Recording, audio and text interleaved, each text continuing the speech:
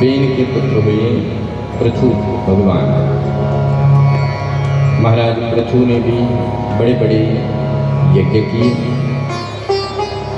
और जब पृथु के दरबार में सनकादिक आए तो सनकादिकों से दिव्य सत्संग चला। पृथु भगवान सनकादिकों से कहते हैं कि गृहस्थ वही धन्य है जिस गृहस्थ में भगवान का भजन होता है। महाराज पृथु भगवान ने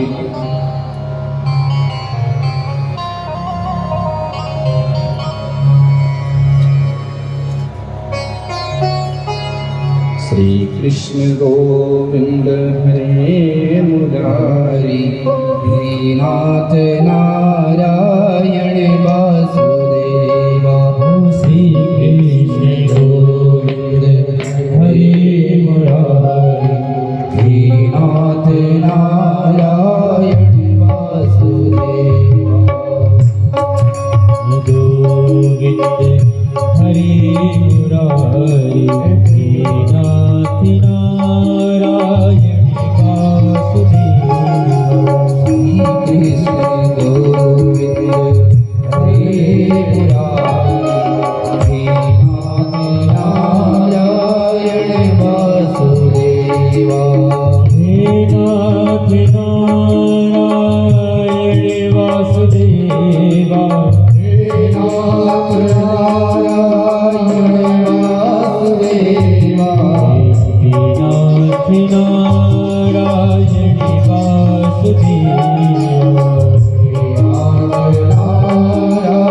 नारायण वासुदेवा। कृष्ण गोविंद हरे मुरारी नाथ नारायण वासुदेवा। श्री कृष्ण गोविंद हरे मुरारी नाथ नारायण वासुदेवा।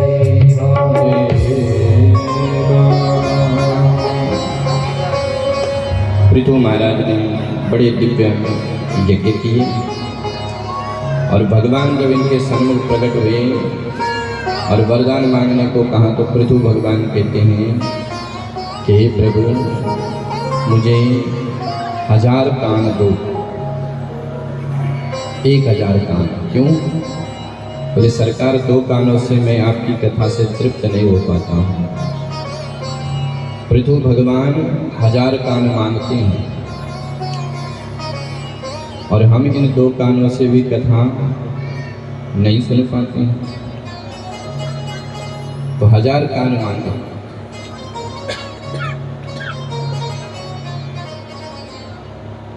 कथा कुमारी सुभग सरना। कथा कुमारी सुभग सरना।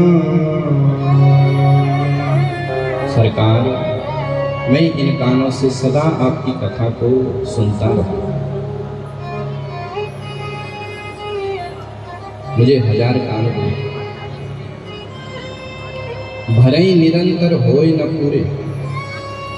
जिस प्रकार से समुद्र में नदियां जाती हैं चारों तरफ से, लेकिन वो समुद्र कभी तृप्त नहीं होता है, उसी प्रकार से ही पृथु भगवान कहते हैं कि सरकार मैं आपकी कथाएं इतनी सुन लूं फिर भी मुझे तृप्ति न हो। मैं दिन रात आपकी कथा को सुनूं। जिनके श्रवण समुद्र समाना। कथा तुम्हारी सुभग सरनाना। भगवान राम ने भारद्वाज ऋषि को अपने रहने के 14 स्थान बताए। जब राम जी वनवास गए तो 14 स्थान में एक स्थान क्या है? बोले जिनके श्रवण, जिनके कान कैसे? बोले समुद्र के समान। और समुद्र के समान अपने कानों को बना लो और भगवान की कथा को निरंतर पान करो, एक क्षण भी छूटे ना। कथा से इतना प्रेम हो। महाराज इन्हीं पृथु के वंश में आगे चल करके राजा हुए प्राचीन वर्गी। प्राचीन वर्गी के प्रचेतागण और प्रचेतागणों से नारद जी ने दीक्षा दी और उन प्रचेतागणों ने नारद जी से 3 प्रश्न किए कि महाराज संसार का दुख कैसे दूर हो, भगवान से हम कैसे जुड़े। तो नारद जी कहते कि 3 बातों का अभ्यास कर लो तो भगवान की प्राप्ति हो जाएगी। इसलिए आप लोग भी ध्यान से सुनो 3 बात कौन सी है।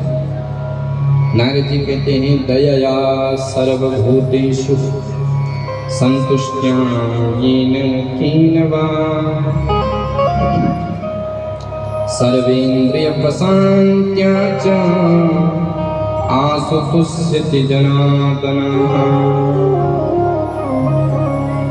दयया सर्वभूतेषु, सभी प्राणियों पर दया करो, चाहे वो कोई भी हो। ये मेरा है, इस पर मैं दया करता हूँ, ये दूसरे का है, ऐसा भाव नहीं होना चाहिए। सब पर दया करो। सर्वभूतेषु दयया और संतुष्ट्याम येन कीनवा, जो है जितना है उसी में संतुष्ट रहो। जो हमको मिला है वो पर्याप्त है। अगर संतुष्ट नहीं होंगे, जो असंतुष्ट होता है उसको कोई भी प्रसन्न नहीं कर सकता, और जो संतुष्ट होता है वो हर परिस्थिति में आनंद भी होता है। इसलिए भगवान ने जो दिया है, जितना दिया है उसी में प्रसन्न रहो। क्या भगवान ने हमको कम दिया है? सबसे पहले तो मनुष्य शरीर दिया, और इस शरीर में हमारे स्वस्थ हाथ, पैर, आँख, कान। कुछ लोग महाराज लंगड़े हैं, कुछ लोग अंधे हैं, कुछ लोग बहरे हैं। तो कम से कम भगवान ने हमको इतना तो दिया है। जीवन में यदि प्रसन्न रहना है तो अपने से नीचे के लोगों को देखो। ऊपर के लोगों को देखोगे तो दुख होगा, और नीचे के लोगों को देखो कि कई लोग हॉस्पिटल में भर्ती है, किसी के पैर ही नहीं है, कोई बेचारा अंधा है। तो संतुष्ट रहना सीखो। और सर्वेन्द्रिय प्रशांत्याच, अपनी इंद्रियों को संयमित करो। जिन्होंने इन 3 बातों का ध्यान रख लिया, आसु तुष्यति जनार्दन, भगवान जनार्दन उन पर अति शीघ्र प्रसन्न हो जाते हैं।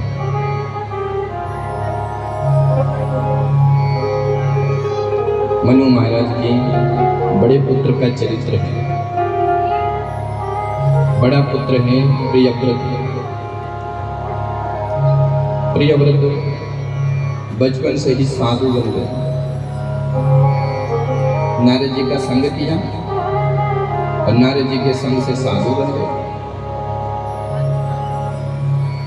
एक दिन प्रियव्रत ने विचार किया कि ये रात्रि क्यों होती है।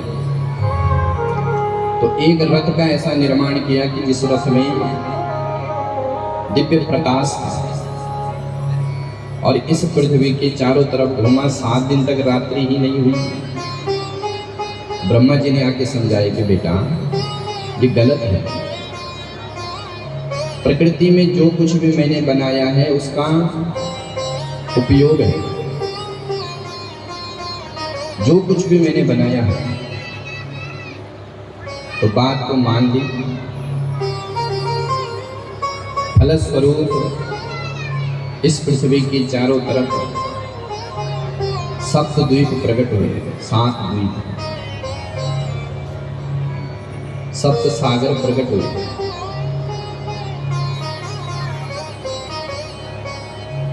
महाराज प्रियव्रत का एक पुत्र था जिसका नाम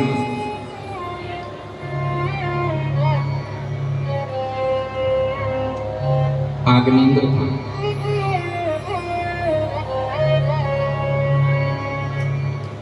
और जम्बूद्वीप के राजा बने आग्नेन्द्र। इनके 9 पुत्र हुए। उन 9 पुत्रों में बड़े थे नाभि। नाभि का विवाह पूर्वचित्ती अप्सरा के साथ हुआ और इनके घर साक्षात भगवान ऋषभदेव प्रकट हुए। ऋषभदेव और ऋषभदेव का विवाह इंद्र की पुत्री जयंती के साथ हुआ और ऋषभदेव के घर में 100 पुत्र हुए। बड़े पुत्र का नाम है भरत। उन 100 पुत्रों को ऋषभदेव ने बड़ा दिव्य ज्ञान दिया, सत्संग दिया। बच्चों को, माता पिता को चाहिए कि अच्छे संस्कार दें। बच्चों को पढ़ाओ लिखाओ बहुत अच्छी बात है, लेकिन पहला संस्कार माँ का होता है, दूसरा संस्कार पिता का होता है, तीसरे नंबर का संस्कार होता है गुरु का। और आजकल तो लोग ट्यूशन भेज देते हैं बच्चों को,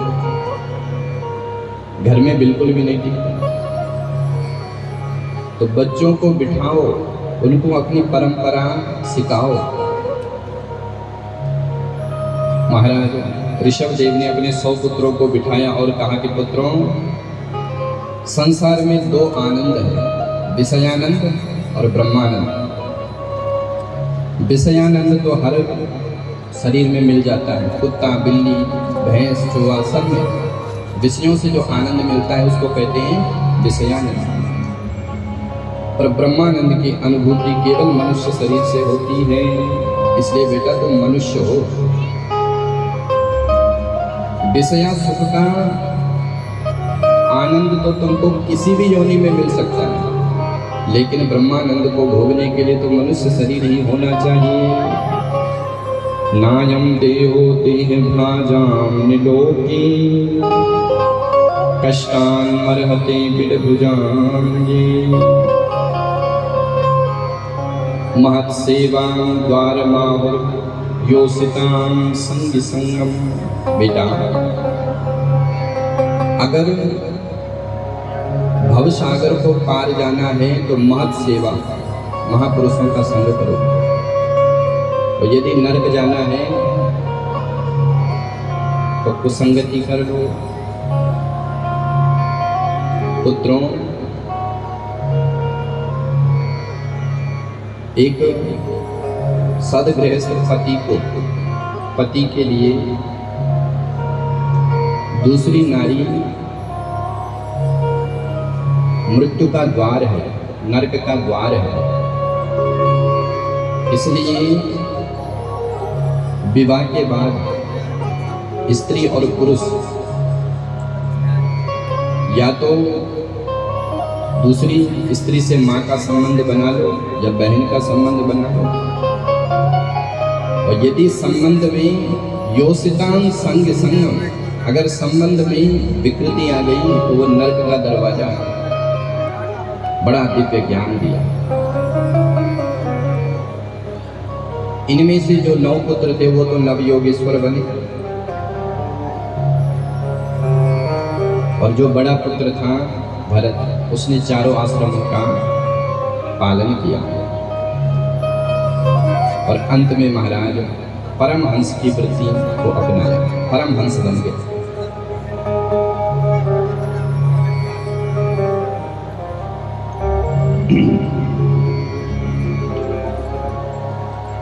महाराज जंगल में रहे। खुला आश्रम नेपाल में इन्होंने अपनी कुटिया बनाई। एक दिन सूर्य भगवान को अर्घ दे रहे थे। उसी समय एक गर्भवती मृगी वहां से जा रही थी। अचानक उसका शिशु जो है पानी में गिर गया। भरत जी स्नान कर रहे थे, तुरंत उस छोटे से नन्ही मृग को बचा लिया और उसको अपने आश्रम में ले आए। अब धीरे धीरे भरत जी उस मृग के बच्चे से मोह करने लग गई। ये जो मन है, इस मन पर कभी विश्वास नहीं करना चाहिए। जो महापुरुष होते हैं मन पर कभी विश्वास नहीं करते, क्योंकि मन बड़ा खतरनाक है। भरत जी ने गृहस्थ को छोड़ा, राजपाट को छोड़ा, वन में आया, लेकिन मृग से मोह कर बैठे। एक दिन वो मृग किसी सजातीय मृगों के साथ चला गया। अब तो भरत जी मृग की याद में रोने लग गए, तड़पने लग गए और तड़पते तड़पते मर गए। और शास्त्र का एक नियम है, जिसकी याद में मरोगे वही बनोगे। अंत समय में व्यक्ति जिसका स्मरण करता है वही वो बनता है। इसलिए जब कोई मर रहा होता है तो उस समय उस पर ज़्यादा दबाव नहीं डालना चाहिए। कई लोग कहते हैं कि माता जी मेरे को पहचानो, अब माता जी तो मर रही है, स्मृति खत्म हो जाती है उस समय। लोग कहते हैं अरे माता जी मैं हूँ। तो अंत समय में केवल भगवान का नाम होना चाहिए। कहते हैं कि अंत समय का जो फोटो होता है वो अच्छा होना चाहिए, और अंत समय फोटो विकृत, कैमरा के सामने फोटो विकृत हुआ गया। एक माता जी थी, बढ़िया सज धज के पहुंच गई स्टूडियो में, भैया जरा बढ़िया फोटो निकाल। अब गर्मी बहुत थी तो पूरा मेकअप सब बह गया। तो कैमरा वाले ने कहा कि बहन थोड़ा जरा अपना स्वरूप संभाल लो। बोले मेरे को ज़्यादा मत बता, मैं सज धज के आई हूँ। तो कैमरे वाले ने कहा कि बोले घर से तो जैसे सज के आई है ठीक है, लेकिन यहाँ पर सही कर। और जिस समय फोटो खींच रहे, अगर फोटो बढ़िया बन गया तो बढ़िया हो गया, और फोटो अगर गड़बड़ हो गई गया। उसी प्रकार से अंत समय व्यक्ति अगर संभल गया तो कल्याण हो जाएगा, और नहीं संभला तो फिर वही बनेगा जिसकी याद में मरा। भरत जी मृग बन गए। एक मृग के नेह में भरत धरे मृग नेह, तुलसी उनकी कौन गति जो घर घर करत स्नेहा। मृग बने पर भजन का प्रभाव मृग देह में भी पूरी स्मृति थी। उस देव को भी छोड़ा, तीसरा जन्म अंगिरा गोत्र ब्राह्मण कुल में लिया। अब तो बचपन से ही पागल बनने का नाटक करने लगे। और इस संसार के मतलब के रहेंगे तो संसार छोड़ेगा नहीं। इसलिए पिताजी समझाते हैं लेकिन पढ़ते नहीं है। ज्ञान सब है लेकिन नाटक करते हैं। माता पिता ने तो घर से निकाल दिया, जंगल में चले गए। महाराज सिंधु सौवीर देश के राजा रहुगण उसको दिव्य उपदेश दिया, भवाटवी का वर्णन बताया। सुखदेव जी कहते हैं परीक्षित आगे भूगोल और खगोल की कथा श्रवण किया कराई। महाराज भारतवर्ष में बहने वाली नदियों का भी दिव्य वर्णन किया, ज्योतिष शास्त्र के बारे में विस्तार से बताया और भारत भूमि की महिमा का गान किया। अहो अमीशां किं कारिशोभरम् प्रसन्न येषां स्वदितुं स्वयं हरि। ये जन्म लब्ध्वा निशो भारताब्जिरे मुकुंद सेवो पैका स्पृहाहिना। हे परीक्षित, इस भारत भूमि में जन्म लेने वाले मनुष्य जो भगवान के भजन में रत है उनको देख करके देवता लोग जलन करते हैं। देवता लोग जब भारत भूमि के मानवों को देखते हैं कि ये भगवान का भजन कर रहा है, उनको जलन होती है। क्यों? बोले उनको लगता है कि आज तो ये भजन कर रहा है और कल के दिन हमें इसका भजन करना पड़ेगा, क्योंकि भगवान के भजन से स्वर्ग नहीं बल्कि स्वर्ग से भी ऊपर का लोक मिलता है। इसलिए देवता लोग सोचते हैं भाई जो कल तक हमारा नौकर था अगर वो दूसरे दिन हमारा अधिकारी बन गया तो हमको जलन नहीं होगी। तो देखो कल तक तो नौकर था और आज अधिकारी बन गया। तो देवता लोग इस तरह करते हैं। अच्छा एक प्रश्न है कि देवता बड़े हैं कि मनुष्य बड़े? जरा आप लोग बताओ कौन बड़े हैं? देवता। तो देवता यदि बड़े हैं तो मनुष्य बनने के लिए क्यों तरसते हैं? देवता लोग भगवान से कहते हैं कि प्रभु हमें इस स्वर्ग हमको अच्छा नहीं लगता। क्यों? बोले न यत्र वैकुंठ कथा सुधा पगा न साधवो भागवतस्तदाश्रया। बोले यहाँ ना तो कथा मिलती है, न संतों का दर्शन होता है, न यज्ञ होते हैं। तो सुरेश लोगों के नवेश सेव्यताम, हमें ये स्वर्ग लोग नहीं चाहिए। तो यदि देवता बड़े हैं तो मनुष्य बनने के लिए क्यों तरसते हैं? यदि आप कहोगे साहब मनुष्य बड़े हैं, तो यदि मनुष्य बड़े हैं तो देवताओं की पूजा क्यों करते हैं? एक उदाहरण से समझे। एक बार एक राजा ने अपना खजाना खोल दिया और खजाने में दो चीज, सोना, लोहा और चांदी, दो ही चीज, चांदी और लोहा। अब जब खजाना खुला तो जो पहले लोग आए थे उन्होंने चांदी लूट के ले गए।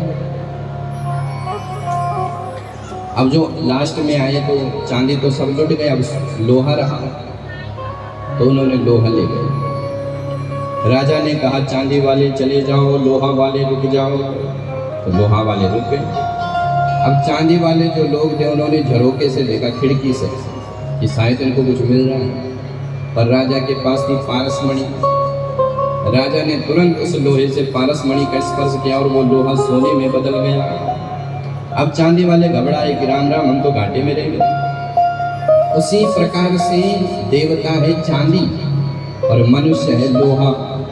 पर ये लोहा रूपी मनुष्य अगर सत्संग रूपी पारसमणि से जुड़ जाता है, भागवत रूपी पारसमणि से जुड़ जाता है, तो वो भी स्वर्ण बन जाता है।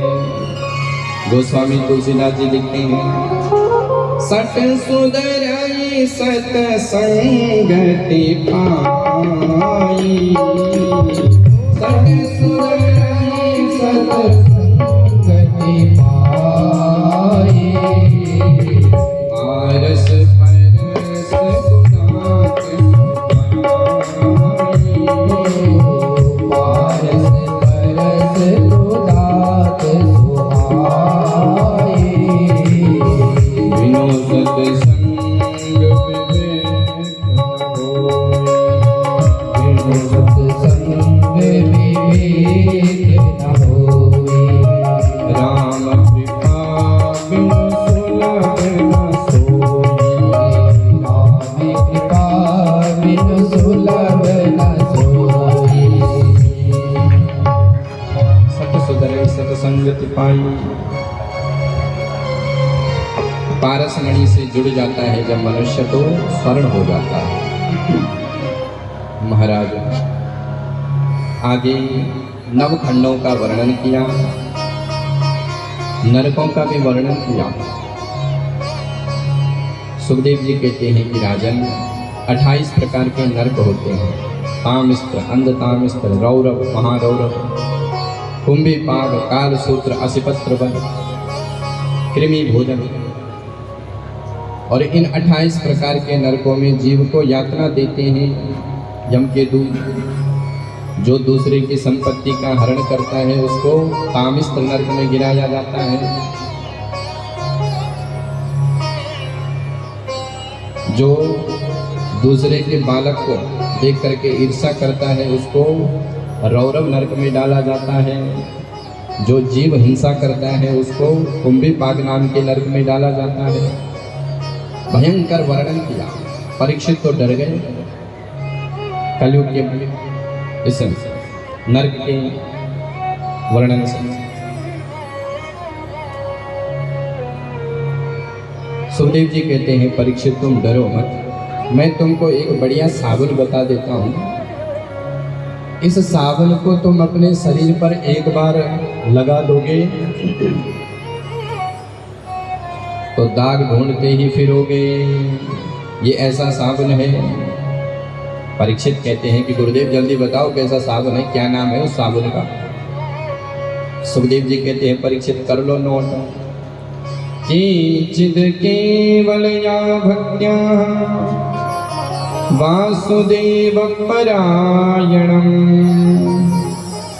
अघं धुन्वन्ति कात्सेना निहारामिव भास्करा।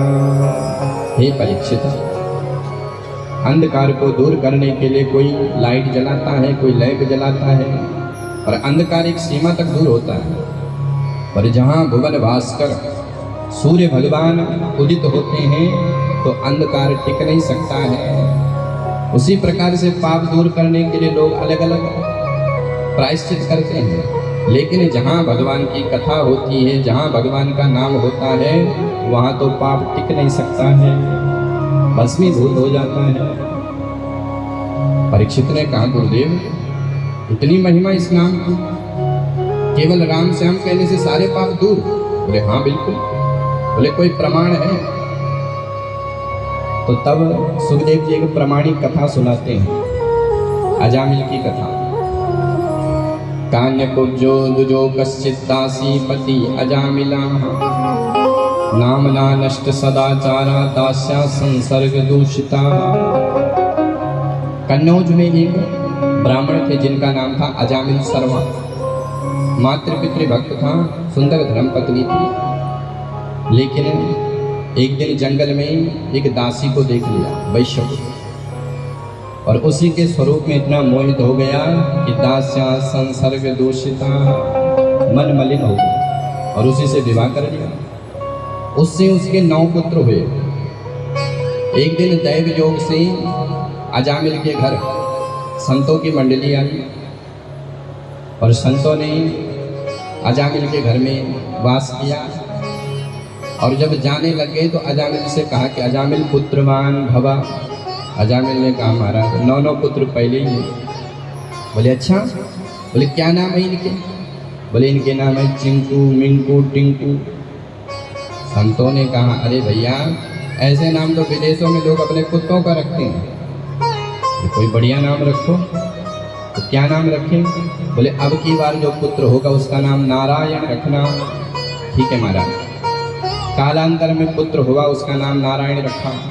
अब जो छोटा बेटा होता है उससे ज़्यादा प्रीति होती है, तो पिताजी बार बार कहते बेटा नारायण पानी ला, बेटा नारायण खाना खा ले, बार बार नारायण शब्द हो रहा है। अंत समय सबका आता है, अजामिल का भी आया। यमराज के काले काले दूध पकड़ने के लिए आए। अजामिल ने देखे। जैसे अजामिल ने देखा तो एकदम से डर गया और अपने पुत्र को जोर से पुकारने लग गया। दूर खेल रहा था नारायण। दूरे क्रीडन का सक्तम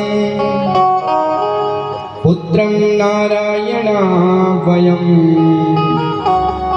प्लावितेन स्वरोणे चे आजुहावा कुलेन्द्रियाः। व्याकुल इंद्रियों से पुकारा बेटा नारायण मेरी रक्षा कर, बेटा नारायण मेरी रक्षा कर। बेटा तो नहीं आया लेकिन भगवान के पार्षद आ गए और यमराज के दूतों को मार धक्का और अजामिल को बचा लिया। यमराज के दूतों ने कहा कि भैया तुम कौन हो? बोले हम भगवान के पार्षद हैं। पार्षदों ने पूछा तुम? बोले महाराज हम यमराज के दूत हैं और पापी को पकड़ने के लिए आए हैं, ये पापी है। पार्षद कहते कि भैया ये पापी था लेकिन अब ये पापी नहीं है, क्योंकि इसने हमारे भगवान का नाम लिया है। नारायण को पुकारा है। दूत कहते हैं कि अरे भैया तुमको धोखा हो रहा है, इसने तुम्हारे भगवान का नाम नहीं बल्कि अपने पुत्र को पुकारा है। भगवान के पार्षद कहते हैं कि भैया चाहे इसने अपने पुत्र को पुकारा लेकिन नाम तो हमारे स्वामी का है। वस्तु शक्ति ज्ञान की अपेक्षा नहीं रखती है।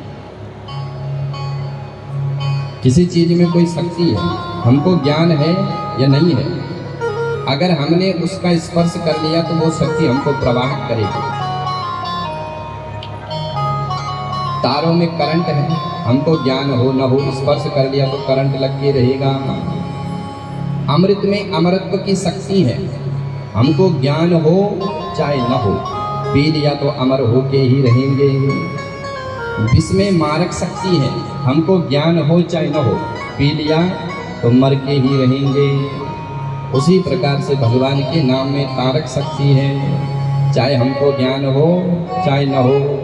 एक बार किसी ने पुकार लिया तो तरना तो पड़ेगा, चाहे कैसे भी लो, भाव से लो, कुभाव से लो, अनक से लो, आलस्य से लो, जैसे भी भगवान का नाम लो वो तो कल्याणकारक ही होता है।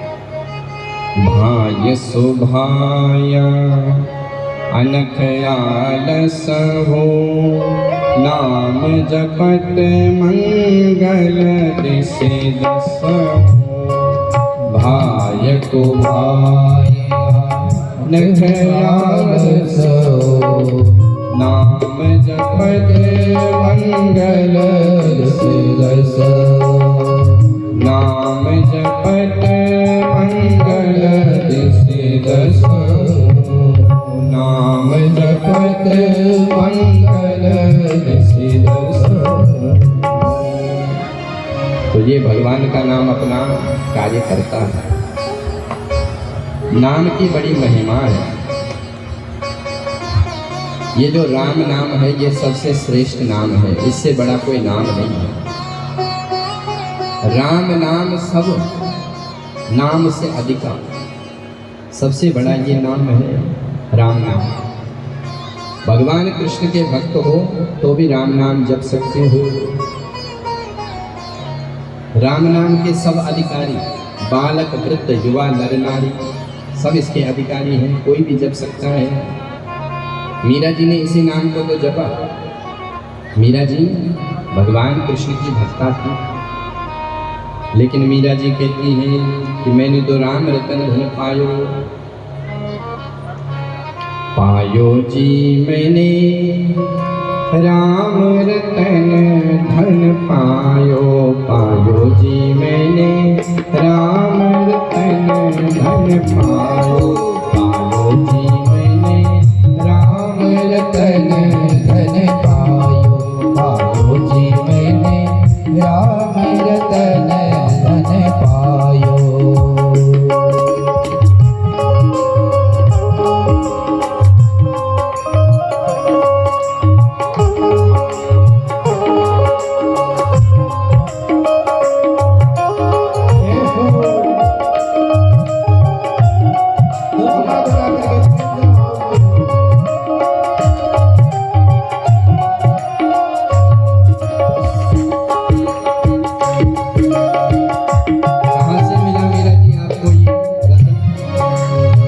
वस्तु अमोलिक तीमार सतगुरु।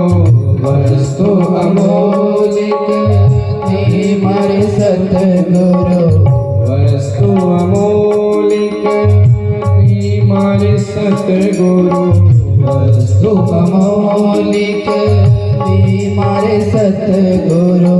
कृपा कर अपनायो। पायो जी मैंने राम रतन धन पायो। पायो जी मैंने राम रतन धन पायो। पायो जी मैंने राम रतन धन पायो। पायो जी मैंने राम रतन धन पायो।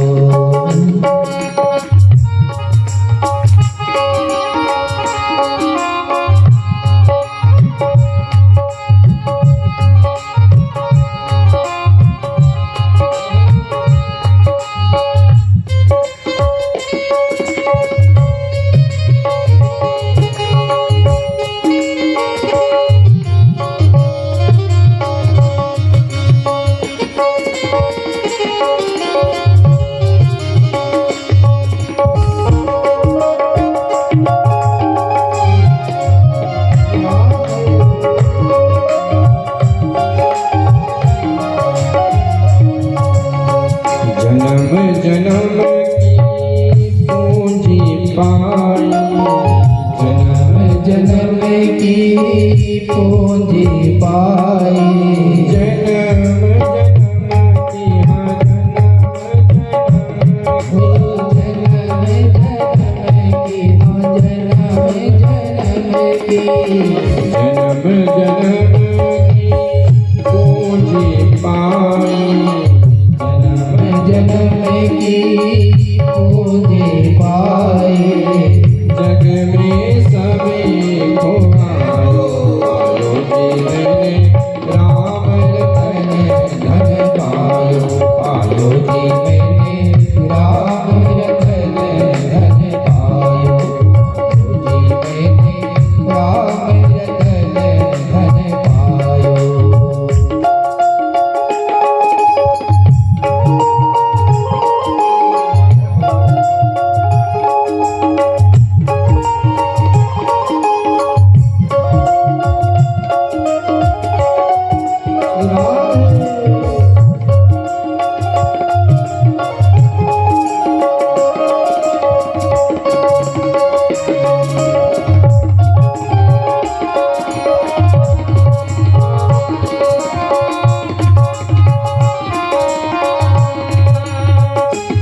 जिन कोई चोर न लूटे, खर्च न कोई चोर न लूटे, जिन कोई चोर न लूटे, खर्च न कोई चोर न लूटे, दिन दिन बढ़ समायो पायो जी मैंने राम रतन धन पायो, पायो जी मैंने राम रतन धन पायो, पायो जी मैंने राम रतन धन पायो।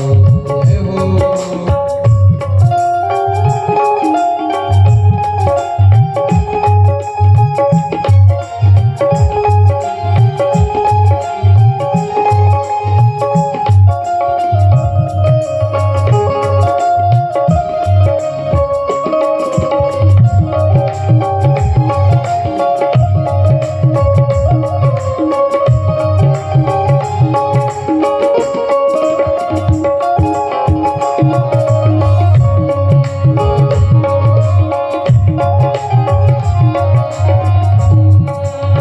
सत की नाम खेवटिया सतगुरु, सत की नाव पे बढ़िया सतगुरु, खेवटिया सतगुरु, खेवटिया सतगुरु, बढ़िया सतगुरु, बढ़िया सतगुरु, सत की नाम खेवटिया सतगुरु, सत की नाव पे बढ़िया सतगुरु, भवसागर हरि जायो पायो जी मैंने राम रतन धन पायो, पायो जी मैंने राम रतन धन पायो, पायो जी मैंने राम राम रतन धन पायो, पायो जी मैंने राम रतन धन पायो, पायो जी मैंने राम रतन धन पायो।